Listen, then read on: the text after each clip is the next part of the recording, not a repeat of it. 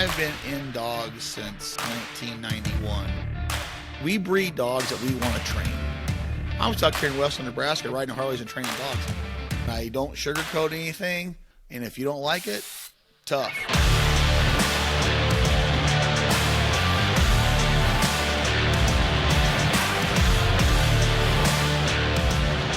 Hello and welcome to another episode of the Flatlander Kennels podcast with Chris Jobman. My name is Elliot, and today we've got another Q&A. We're going to jump right into this quick. We have some questions from over on the Facebook group that have been hanging around for a while we want to knock off. So you ready to hit some more questions with us tonight, Chris? Let's do it. Thank you everybody for joining us again. When you listen to this will be, I'll be pre-training for the Grand. I will be in Illinois. We're actually pre-training in Illinois, right on the other side of Kentucky. So I will be there when this airs. Yep. One of these days is you guys all need to be mic'd up and recorded. And if we would filter it out, I know that there's some good clean bites in there too, probably. Very few. You would, and it'd be like, beep, beep, beep, beep, beep, beep. It'll sound like Morse code when you were done with it. I'm telling you, it is. It would be fun to put a mic at the table and talk, but I don't know. I don't know if you're ready for that. I'll just leave the room. They can just talk. How about that? I'll tell you what would be cool, though. We've done a roundtable before. If we brought your training group on for a post-ground roundtable, that might be really interesting. That would be fun. Yeah. Just everyone talking about it and that, all maybe that I'll take my stuff with me, and if I can talk them into doing it, we could. That might be kind of fun because we're gonna get done training and just hang out. So yeah. I'll take my stuff with me. Maybe we'll do that. Yeah. That'd be you talking to me about a benefit for Patreon. Have Chris Aiken on there, Rhett Riddle on there, Eric T's on, myself. I mean, you talk about that'd be awesome. That would be good. Be 200 plus Grand Hunter Retriever champions on there. Yeah. See if you can talk them into it. I know it'll happen. You'll get down there. You'll be all busy. You'll be all tired, and I mean it's a lot. But maybe I'll have my stuff with me, so we'll give it a shot. All right, so let's go ahead and hit the partners real quick. Why don't you tell everyone about Marino Decoys, and I'll hit Mammoth, and we'll get right to the Q&A. My buddy of mine, Mike Marino from Pueblo, Colorado, down there, makes the finest. And I'm not just saying this because he's my buddy. He makes the finest hand carved decoys I've ever seen in my life. I own a dozen. I've got 2 more dozen coming. My buddy Chris Aiken's got 2 dozen. We hunt over them. They're made out of cork, handmade by him personally. He doesn't have an assistant. He doesn't have helpers. He does it right there in his garage. Wonderful family man, little kids, wife, loves to hunt. He came hunting with me this year and he broke 2 or 3 times. I had to give him some corrections. He was loving it. But one thing he does that is so unique is he makes these hand carved decoys that are urns, and you put your dog's ashes in a shotgun shell, and he sinks them in the base of that shotgun shell and seals them up, so you can hunt with your dog for the rest of your life if you'd like, or if you've got a hunting buddy that you hunted with every year for years and years, he could go in there too. But they are fantastic. They do every species, every color, you name it, he can do it. So give Mike Marino at Marino Decoys a shout out. He does fantastic work. Did you say you'd put your actual friends' ashes? Why not? What about if you got a hunting buddy? What about if you got a hunting buddy that you've hunted with for 50 years? Yeah. You know, you see people put them in like shotgun shells when they shoot them. I mean, why not? I mean, I think it'd be fantastic. When my dad passes, I would love to have that. Wouldn't that be fantastic? Yeah. And you can have one decoy with, like, if you hunt with a group of friends, like a really close group of friends, you could have one decoy. You could put every single one. I mean, it sounds morbid, but you could put every one of them in there. Right. I mean, there's some people that I hunt with, and if I didn't get to hunt with them on a regular basis, I'd be sad. Right. And I know there's a lot of people that, you know, like that's just like Chris Aiken, for example. He's been hunting with the same group of guys for 50 years. I mean, they're so close. I mean, they're and I mean, what a better way to hunt with your buddy for the rest of your life, or rest of your lives. You know what I mean? Yeah. So it doesn't Yeah. have to be a dog. Right. MarinoDecoys.com. We also want to tell you guys about Mammoth Guardian dog crates. As you're looking for a crate for your dog, if you need a new one, these Mammoth Guardians are phenomenal. They're a little lighter, and you get the roll cage attachment that makes them really safe and sound for your dog in the back of the pickup. And also, they have really high quality wheels that you can put on the bottom if you want to use them around your kennel, kind of like Chris does. We talked about that on the last episode. Go to mammothpet.com or just on Amazon, search Mammoth Guardian dog crate. They come in assortment. I think there's 4 different colors. They're just a really awesome crate that you're not going to break the bank on. So go and check that out. And my favorite feature on that, besides the wheels and the cage, is they've got a really, really stout, sturdy gate. It's a 3-pin locking gate into metal. The gate is fantastic. The door. Yep. It's a good product. All right. Well, let's go ahead and jump right into the Q&A. I've got one here from Patreon. Remember, patreon.com/Jobman to come and watch and join these podcast episodes with us. There's a chat board and you can ask questions. Also, you can come out and train with Chris with some advance notice. And we're doing the big giveaway out at Duck Haven Lodge towards the end of December, in between Christmas and New Year's. We're going to have a hunt trip. I'll be out there. Chris will be out there, and you can watch me whiff using a 410, because I know that you're going to force me to use that damn 410. I may say a 410 day only, and you can't take anything else. Yeah, just me and you in the blind. I'll be more mentally. That'd be so fun. I'm digging this Patreon thing, Ellie. Like, I'm seeing the questions and the feedback. I wish more people would get on it, not just because it helps us with the podcast, but I enjoy the interaction of all this. It's really cool. Oh, for sure. It's like a little inner community. I've got it is cool. North American Waterfowler podcast. It's been going quite a bit longer, and it's just like a little inner circle community, and you get to know them. You can know the people by name. It's an awesome experience. It's a really wonderful addition. Yeah. All right, let's go to Jeff off of the Patreon line. More of a question about field trials. Why aren't some of them recorded? He was watching the SRS Crown, and they have awesome camera work. Field trials have been around longer, and they seem behind. There's a dog winning the national every year that I wish I could easily see some video of. That's there is a blog that they do for the National Amateur and the National. They have a blog that follows, but I'll be honest with you, the SRS, and it's a great game, and Shannon's a really good friend of mine, and I was in on that when it first started. That was a made for TV thing. That was made for TV to get the retriever community out to the public. There was a show called Water Dog TV with Justin Tackett and Yella. Mm-hmm. Yep. That probably brought more people into the retriever game than any one thing in history. And people used to record that on the VCRs. I did it. It was a fantastic show. Shannon edited it. It was unbelievable. So the SRS came along and they put it on ESPN, which was the Great Outdoor Games at the time. And it was for TV. And that's why you see them using rubber ducks a lot, because that's their sponsors, boat sponsors. So it's a lot of that stuff is a made for TV thing. And I'm not saying it's hard. Don't get me wrong. It's very hard. Field trialers don't really care about that. Field trialers it's mano a mano. They've been doing it for so long that they don't really do a made for TV thing, because when we ran the SRS, there's like camera stations and booms and platforms, and it's a production. Like, there's people walking around interviewing you, and it was back in the day, it was a production. The field trialers, they don't want anything to do with that. They're there to win. Their clients are there to win. They don't really care about the publicity of the TV, because if their dog wins the National Open or wins the National Am or gets FC, they're going to get plenty of recognition through the internet and Facebook because of that.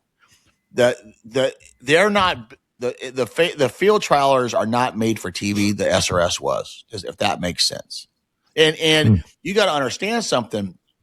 The production crew for the SRS and the editing is monstrous. And you imagine trying to do that for the field trial world? You would have they would have to have their own special crew for that, and I just don't think it's feasible. And I'll be quite honest with you, I don't think they care. I really don't think. I think it would be to the like you imagine Danny. I know Danny. You imagine Danny Farmer walking the line, a camera in their face. He would hate that. That's not what they're there for. That's not what they're there for. They're there to run field trials. What do the different groups like the field trials and SRS and like people that run like yourself, the Grand and the Masters, is the interaction between those communities, is it like polarized where they kind of look down on each other or they respect each other? What's that kind of those split communities? How do they interact and feel about each other? How am I going to say this? Let me think. So let me put this way. I look up to all of it. I love field trials. I respect what they do. I respect what the SRS does. I respect what HRC does. I respect what AKC does. I respect the pointing lab guys. I respect all the dog games. I think all the dog games are wonderful. I think we should all be out there and encouraging each other and not slamming each other. I think, my personal opinion, I respect every single one of them. If you walk up to me and you say, I got an HR dog, I'm like, really? Tell me about it. I respect it all. Now, with that being said, not all, let's just start with field trialers. In a field trialers world, that's not, don't be a dead, there is exceptions to the rule. But in the field trialers world, they don't care about hunt tests. They care about field trials. That's all they care about. And to them, not everybody, but to them, hunt tests, HRC, AKC, a lot of that stuff's beneath them because it's harder, right? The field trials game is extremely difficult. And so anything underneath them is, they don't have the bandwidth and they don't have the time to worry about it. So they don't care. You could walk up and say, now the good dog people of the field trial world that understand what a 10-time Grand Retriever champion is, they're like, really? Wow. And so you can tell them on, and they'll respect that. If you walk up to them and say, I got an HR, I got a Bastard Hunter, and they're like, what, okay, what? Right. I mean, that's not nothing. for them. That's not, now the SRS guys, now the field trialers, they kind of respect the SRS a little bit.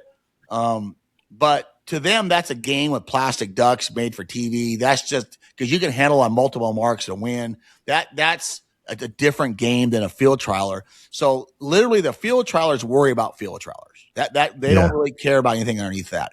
So they're a little more exclusive. Yes, they're more exclusive. Yeah. Now, the hunt testers, most of them guys are the same ones running the SRS. You don't see, and I could be wrong, but I'm trying to think of who runs the SRS. None of them are field trialers, like a pure field trialer. A pure field trialer worries about field trials. The ones that run the SRS are the ones that dabble in everything. They run HRC, they run AKC, they run the Grand, they run the SRS, they run the Master National. Those are your SRS players. The field trialers are field trialers. That's it. Yeah.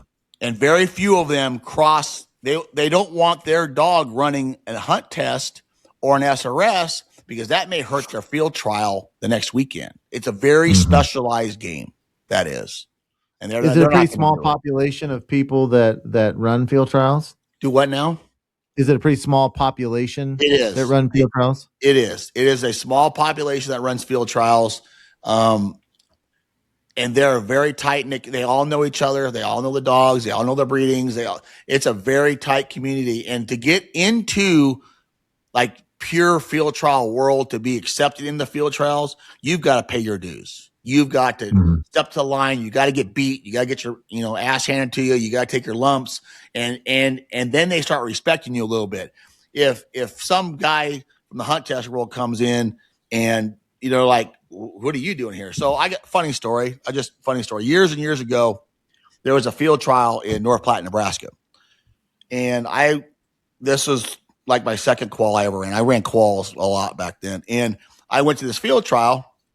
I didn't wear a white coat. I didn't wear any of that. I wore a hoodie.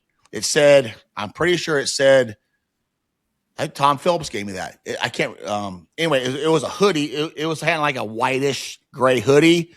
No gloves, none of that. So I walked up to that field trial in a qual, and it wasn't owner handler. It was a big one with Kenny Trott and Dave Rohr, and all them guys were there.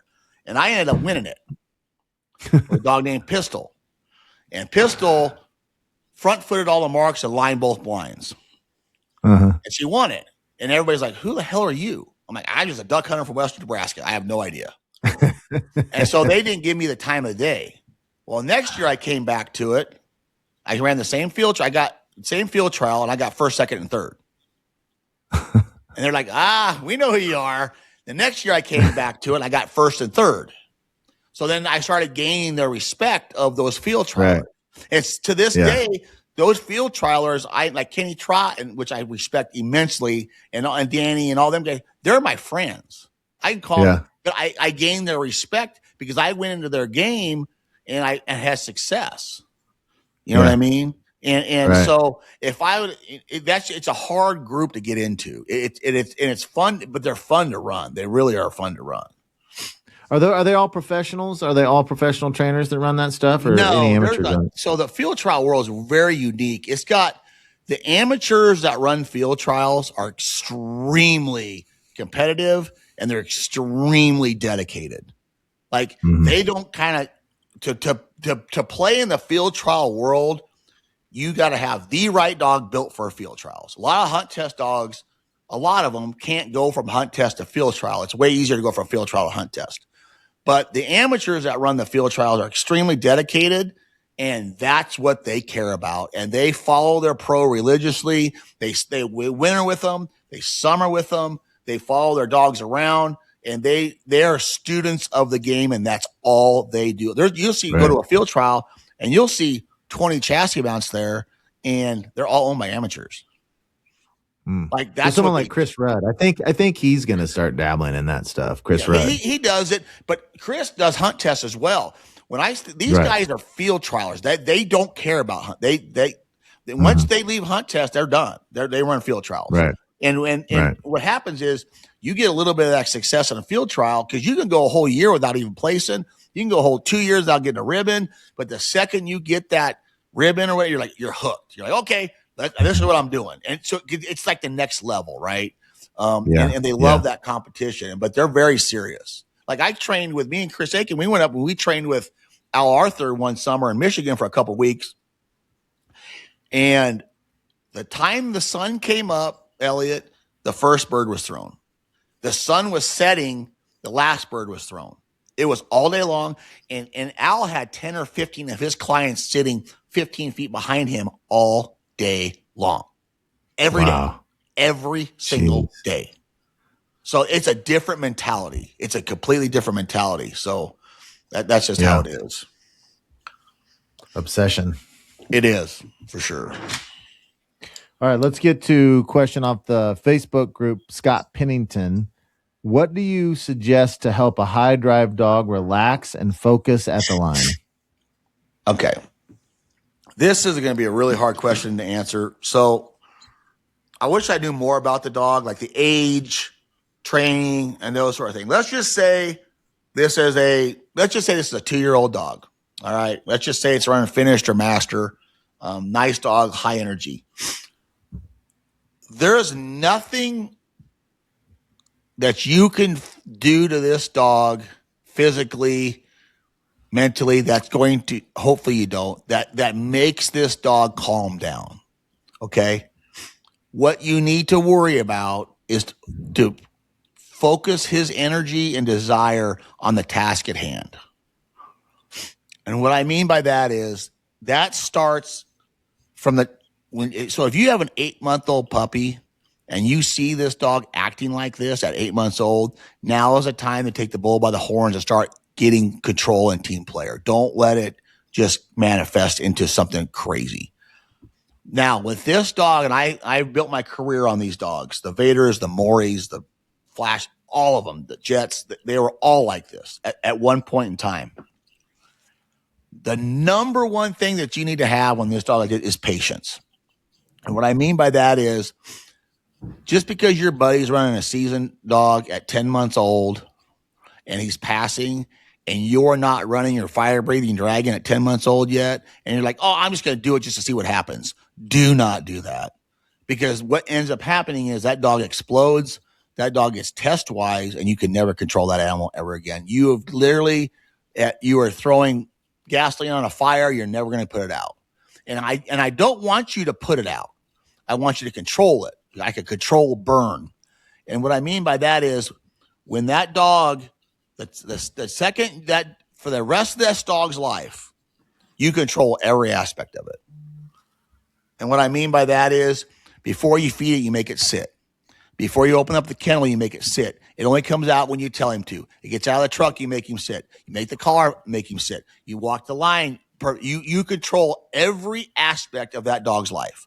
If you get it to the line and it's acting like a fool, it's barking, moving, creeping, making noise, correct it, put it away.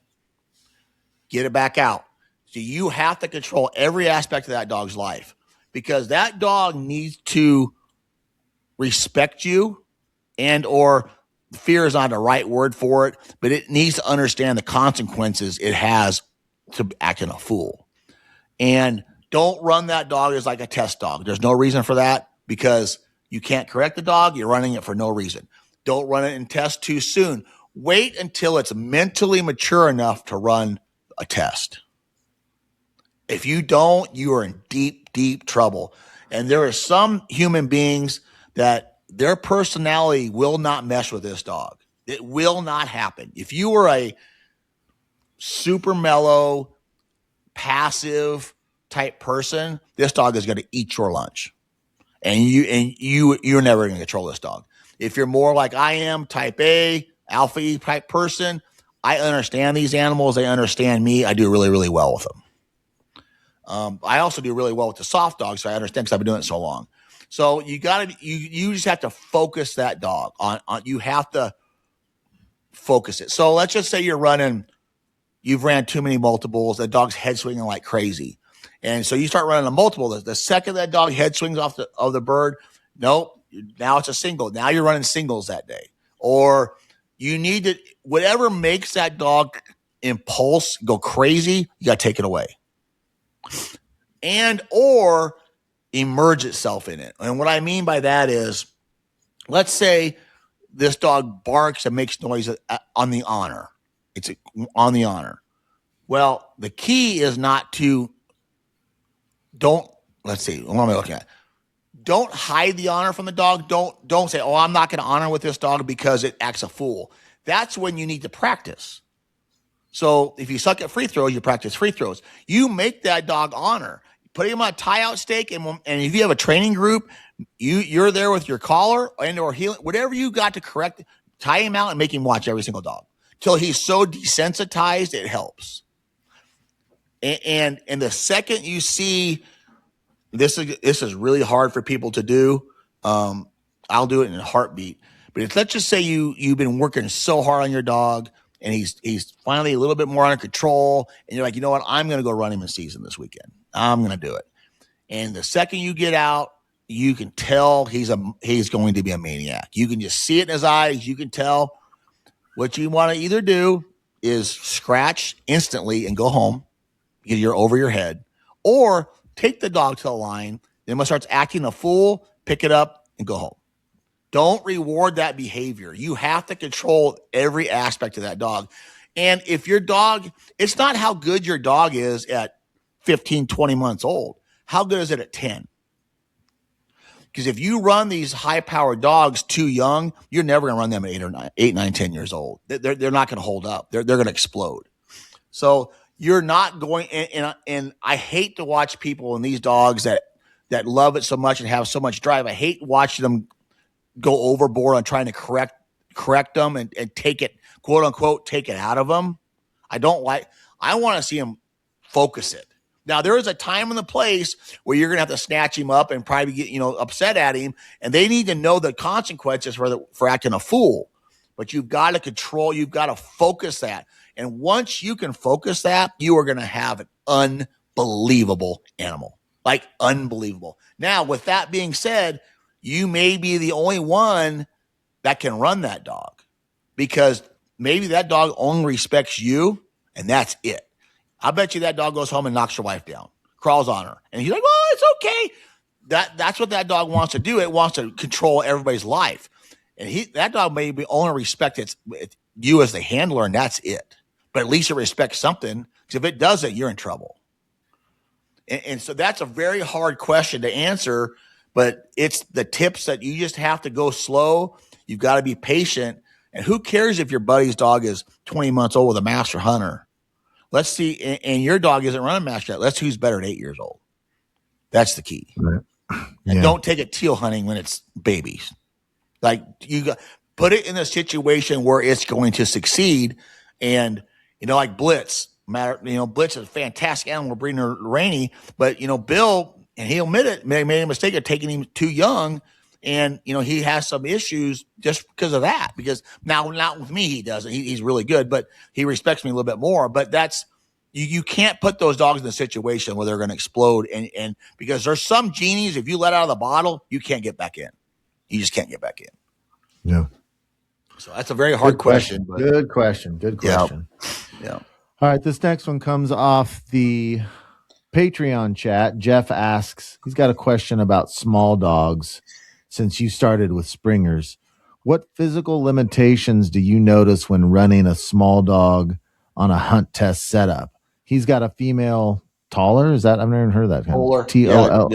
Yep. Nova Scotia.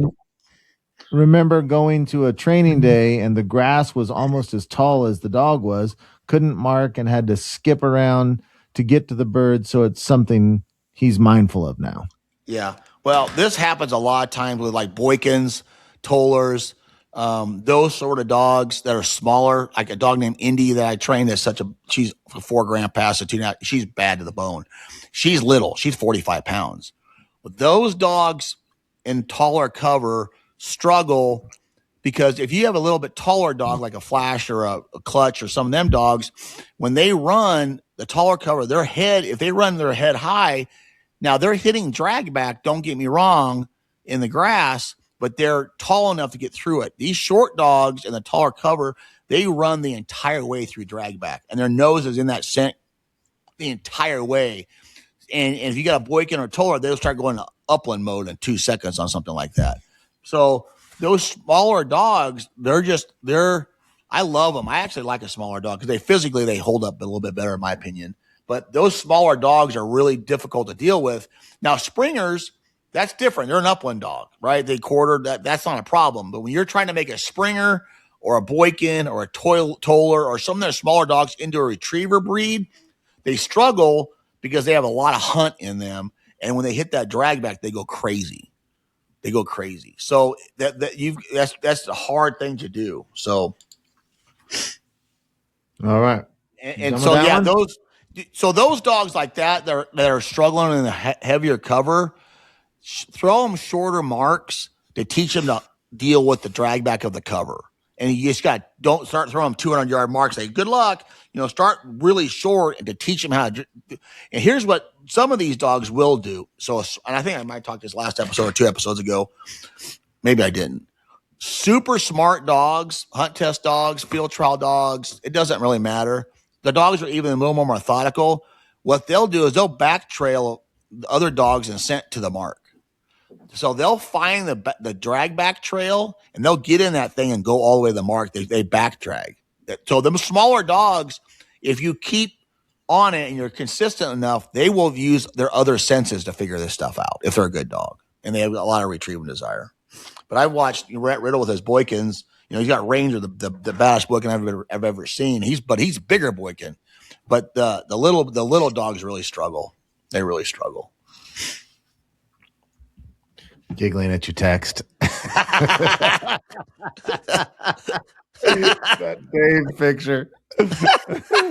I got a text mid-podcast from Chris of a video of him zooming in on Mar Stettler's face with a little heart on it. There he is right there. See him? Little Davy. Little Opie. Little Davy. All right. Ready for the next one? Yep, let's go.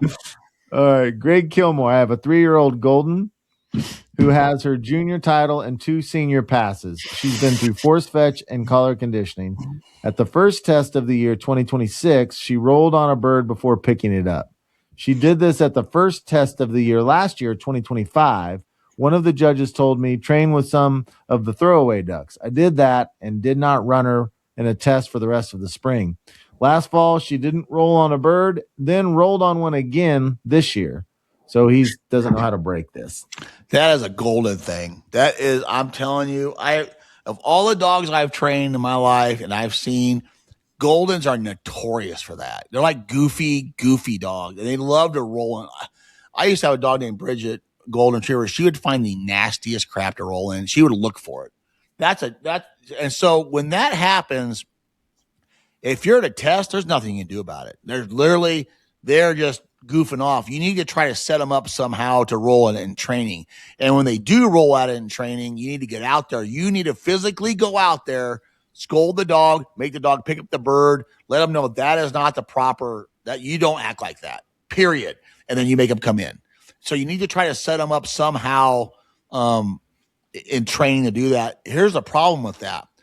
That problem right there is he's just goofy. They're acting goofy, but you have no idea when it's going to come up. Like, it just shows up.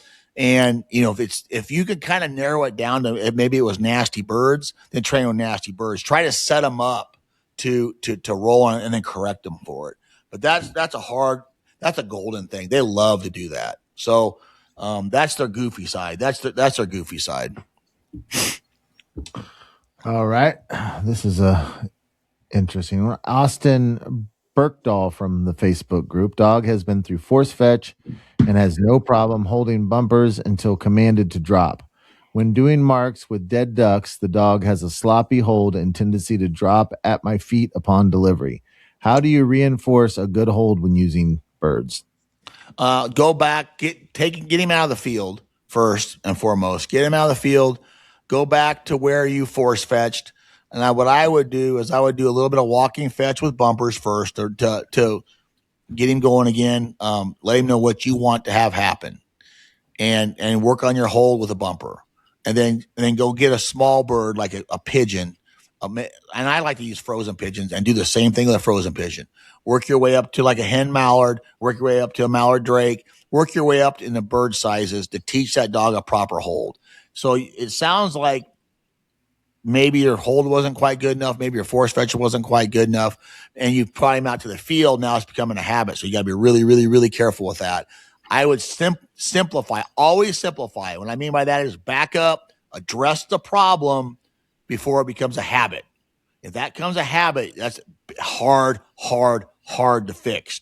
And then once you address that problem in a controlled situation inside of a building and that sort of thing, and the dog knows what it's supposed to do, and it's got a good hold, and it's working hard with you, and it's doing everything you want it to do, when it does it in the field, then you know his dog is just goofing off and pushing your buttons and doing what it wants to. Then you can enforce that in the field, but first you need to teach it in a controlled situation before you enforce it in the field. That way, when you do enforce it in the field, they know what you mean. They know what you mean. So this is very similar, and this may be the exact same answer, but let me read it anyway. So this Zach Snyder has a 2-year-old who's really mouthy. Of course, it gets worse the more excited or the more pressured the dog gets. Basics were done by a pro, but obviously not thorough enough because he also spits the bumper out if he's getting a correction on sit. Should he just do tons of hold work?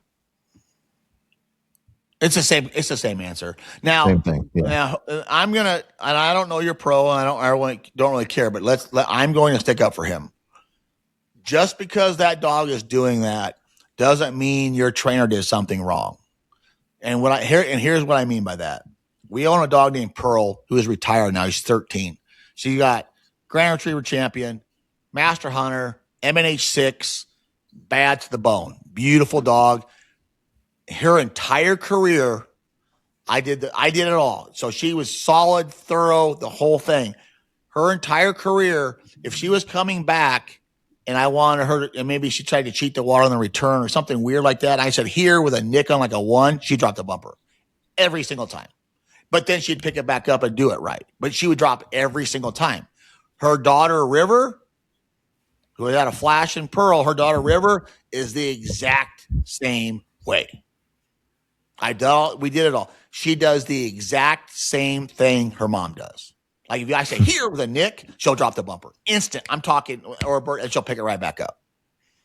And then if she thinks, and she's just like Pearl, if she thinks she's in trouble, she'll get goofy, like with mouthing the bird and flipping it around, that sort of thing. And the more pressure that you add on her to hold it, the worse it gets. And I know everything was done right because I did it. That's just their personality.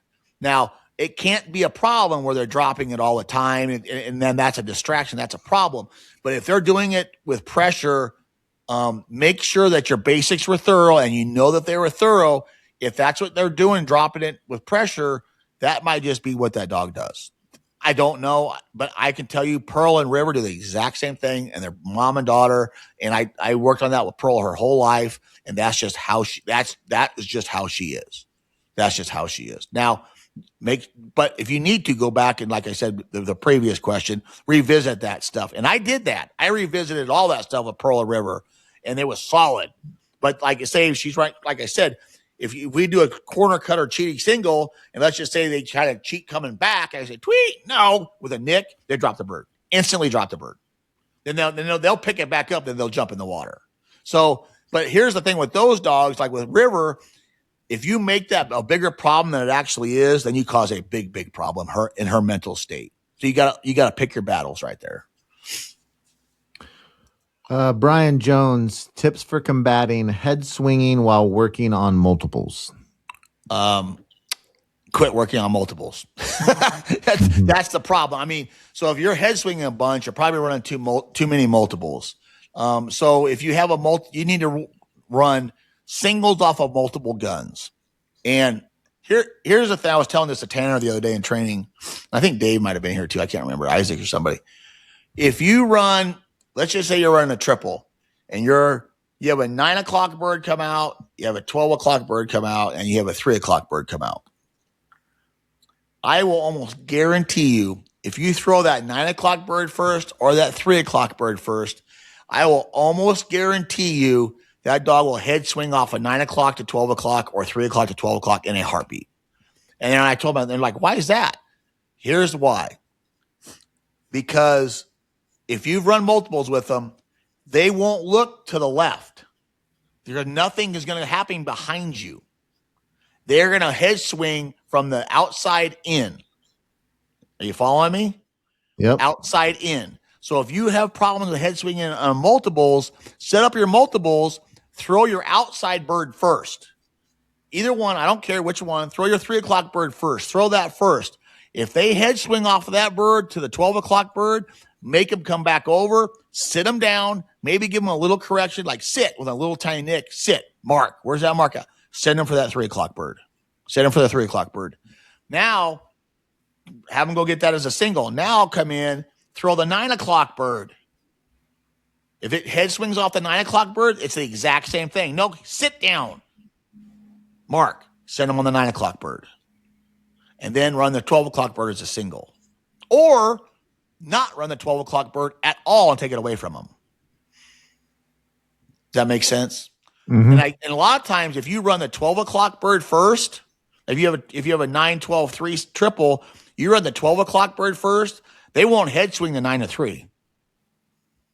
They want to focus because they don't know which one to head swing to. Does that make sense? Right. Yeah. Yeah. I'm telling you, if you go from outside, they'll head swing inside every single time. And set them up so every time they head swing, you send them on the bird that they head swung off of. What about a dog that gets so locked on the first mark that doesn't want to look on the second and third mark? That one, if you have a gunner in the field, they can go, hey, hey, hey, to get them to look. You go, hey, hey, hey, to get them to look. Or if you don't have a gunner in the field, you can just make noise out there if you can. Georgie's barking. She misses me. But if you have a gunner in the field, all you got to do is have them make noise, get them to turn. So one thing I learned from Kenny Trott years ago is, and he's a very, very good field trialer, who I respect immensely. If you're running multiples and your dog is not head swinging, let that dog look at the first mark out for as long as it can. I'm telling you, if that don't move, because I watch people run multiples in training. In training, multiples, the guy running the dog or the person, man or woman running the dog, controls when the next mark comes out. Right? It's not a hunt test. So when we run multiples, I wave every single mark to come out. Right? So until I'm ready to move to the next mark, I make that dog look at that mark. I let that dog look at that mark as long as it can. And then I move to the next mark, and then I wave, and then they do their mark, right? They throw their mark. Too many people I watch run multiples go, if they're running HRC or AKC, it doesn't matter. That bird is hitting, and they're already moving to the next bird. Mm-hmm. You're training. Who cares? There's no time frame on this. They're going to throw that next bird when you tell them to throw the next bird. Mm-hmm. So let them look at that first bird out as long as possible. If they try to look away, make them look at it. Make them look at it again. Make them look at it again. Make them look at it again. And then if they keep head swinging, send them on it.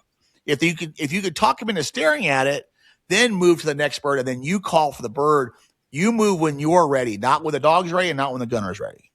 So they get tuned into your body movement that way. Yes, and you could, because you control when the next bird comes out. Right. I watch too many people that first bird hits and they move. They in training, everybody thinks they're running a test when they're running multiples. I'm like, whoa, slow down. You're calling for your own birds. You're controlling this situation. You're controlling the timing. You're controlling every aspect of it. So don't get in a hurry. Let's do. You want to do one more? Sure. This is anonymous off Facebook. I've got a 2-year-old male struggling to leave the line on cold blinds. I'd call it a no-go. He will look out at about 10 yards, turn around, and come back. End of last year, he was running pattern blinds and some simple cold blinds. I did FTP as a tune-up when we started training again for about a week. Went out to run simple cold blinds, and that's when the problem started. We are now doing 3-point with white buckets and are going to start pattern blinds again this week and do 3 sets. Am I on the right path, or do you have any other suggestions? I don't know the level of this dog. I don't know everything. I wish I'd known more about him, but let's just say this dog has been through all the basics. It's been through all the transition. It's been through all the steps, right? And he's just struggling with cold blinds. I will put money that your dog is going to look like $1 million running pattern blinds, can run the white buckets. I'll put money on it. That's not going to help you. The only way to get good at running cold blinds is to run cold blinds. Now, one thing that we do with our young dogs, like we have the MJs of the world, and these dogs coming through our program of the world, they're through their land pattern blinds. What we're doing is bird boy blinds. So we have our marking set up out there, right? Our marking setup. And then we have cold blinds off to the sides outside of our marking setup. What we do before we throw the marks at all, before we throw any marks at all, I have a blind set up to the right that's outside the marks. So the marks really aren't influencing the blind at all, maybe tiny little bit, but not much at all. And I'll have Jammer or Rain drive out there. We walk the line, drive out there. They'll go, hey, and they'll throw a bumper in the pile. And I'll say, dead bird back. I'll send them out there. And the four-wheeler is sitting there and everything. So now what I'm doing, I'm establishing a destination. Then we come back and we run the marks. Then I turn around, I run that blind, quote unquote, cold, but technically it's a pattern blind. But I run it cold. So they kind of know where it's at. They just ran some marks, and then now they know the destination. So dead bird back, and now you can do your corrections. You can do your casting. You can do all, and you won't get that popping problem. It's phenomenal. It works great on these dogs. Phenomenal. Now, with that being said, if you've done all your basics and you've done all your pattern blinds, you've done everything, all your pattern blind program and all that, going back to pattern blinds probably isn't going to help you because they're relying on that known destination, that known bucket, that for a crutch. It's a crutch, right? That's why when we do the bird boy blinds, before we start, big cold blinds, I get it, it's a known destination, but it's not a white bucket. It's not. It's hidden spot. They know the spot, the general vicinity of the spot, and there's nothing out there to help them once they run the marks and come back and run it. Okay, and or you can, if you've done force to pile really well with your dog, what you can do too on this deal is before you even send them on the blind, how do you correct a no-go? A no-go is you nick, you heel forward, and you resend. So nick, heel forward, resend. If you would do that almost every single time, and start your cold blind short, go 50 yards. So if your dog has a popping problem, let's get some success early. Let's not make a 200-yard blind. Let's let him know that, hey, in 3 or 4 casts, I'm going to get the bird. So they start understanding to work with you. So if you nick, you heel forward, you resend, it's almost like you're addressing the no-go before the no-go even happens. So in their mind, they forget about, I'm gonna stop right up here. Now you nick, heel forward. I gotta go, and you gotta go, and they leave. Or you can do that or force. So nick, heel forward, back, nick, back, and just drive them. And don't worry about the line to the blind. That's part of your problem, is probably overhandling, overcasting. And now the dog's like, what do you want? I've stopped, I moved. Let me run. Sometimes you've just got to let these dogs run. And if they're offline a little bit, let them run. Just popping dog, you got to let them run until that gets out of them. Then you can start, holding the line a little bit tighter. There's no set way to fix this problem. I gave you a bunch of ways to address it, and whatever works best for your dog is what you need to do. But I can almost promise you, if you did a thorough pattern line program last year, maybe you might be able to hit that just a little bit right now, but that's not going to help you because it's turning into a crutch. I just got a text from a friend. Let's hit this one real fast. This is my friend Zach. This is his first dog he's ever had. He's in the middle of force fetch, and one issue he's having is understanding when to move from one phase to the next. So from the force fetch table to holding different objects to walking and hold ear pinch, he's having problems knowing when to progress.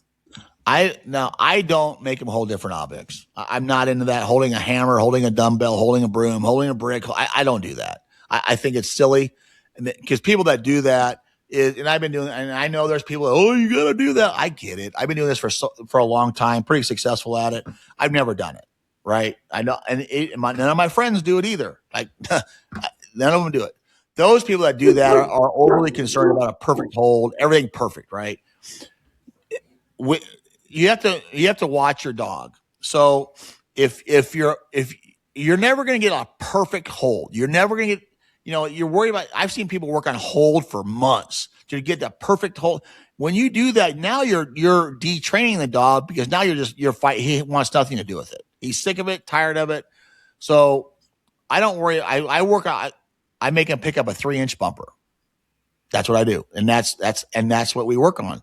And that's what they pick up. So it's hard to say when the dog has moved on. They don't have to be 100% perfect before moving on, because you got to read your dog. If your dog is bored or struggling with maybe if your dog was better at hold 2 weeks ago than it is now, you've overdone it, because now you've stressed the dog out. You should have moved 2 weeks ago. Does that make sense? Yep. You can't stay in it for too long, or you'll melt the little dog down.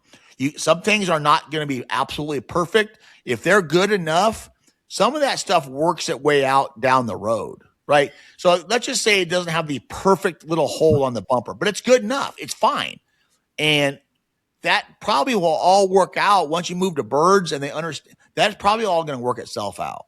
Now, if it's dropping it constantly, that's different. But if it's just have it on the side, or it doesn't have to be perfect. Just move on. But don't stay in it too long trying to get perfection, because some of these dogs, if you stay in it trying to get perfection, you're actually going to go downhill. So you're really looking for compliance and competence. Yes. Is what you're looking and then move. Right. And move. Okay. Yeah, for sure. But don't, like I said, if you stay in it too long, and I've seen it happen. I've done it, so I know what I'm talking about. Like this damn dog was hold better 2 weeks ago than it is now. Well, I've pushed him, or the dog pushed him too far. Now it's stressed out, and the hold isn't good because it's stress. It's not. Yeah. It's not being disobedient. It's mentally stressed out. Don't stay in it too long. Perfect. All right. Well, good questions. Thank you, everyone, for submitting those either over at the Facebook group or Patreon, patreon.com/Jobman. Got a good number of people here watching us and asking questions today. Thank you for those of you that have been here. Let's go ahead and close this one down. All right, guys. Thanks for listening. Thank you, Patreons, for everything. We'd love to see more Patreons. See everybody at the line. Take that aim.